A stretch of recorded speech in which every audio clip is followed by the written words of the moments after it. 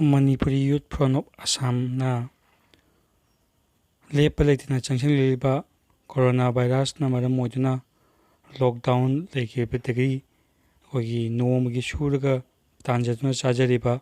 Manipuri Meitei Ichinausinda akoigi relief yenthokpa hokibे April की तांग 5 दगी लेप लेतना चंगसंजरकपनी हाइबा रिलीफ फंड असिदा मणिपुर असम तोंगा तोंगा मफमगी पुक्चेल चावबा मणिपुरी इचिनाउसिंगना यामना चोचुबा मतेंग पांगबिरकपना कोगी मणिपुरी यूथ फ्रंट की रिलीफ फंड असि यंथोकपा ngamchabani हाइबा मतेंग पांगबिरकलिबा इचिनाउसिंगबु माइफागी मागिदगी ngamkhaletina थागतपु फोंदोकचरी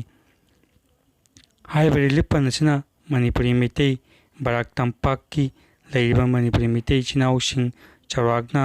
मियोय युम चामुक्ता कोई यंथोकपा ngamjakare हाइबा रिलीफ असि ngasi phawba khoi lepa leitena tongan tongan ba khungang metei ichinausinda khoi yenthokchari agoi manipuri youth front gi relief fund sida khoi gi pukchel chawba ichinausinna donate tawbirakpu maifana khoi ngam khalitena thaga phungokchari matungda su khoi na asa tawjari hena chawra chawra mateng pangbirakani haina agoi relief fund asi lepa leitena yenthokchaki yani हाइबा lockdown असी मेगी तांग अहुमबो सांगथोखिबना कोई relief fund असिजु मेगी तांग अहुमबो लेप लेते यंगचुकचगनी रिलीफ फंड असिबु कोई मतेंग पांगबिरेक्लिबा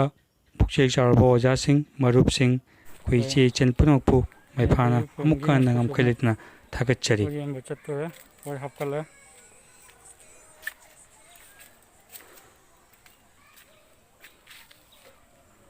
कोई रिलीफ फंड असी कोई हवाई आलू थाव थुमन चिंगबा ओइना पैकेट ओइना समझजरे कोई ngasi chu कोई yum 50 मुक्ता यंथोकपगी थौरांग तौजखै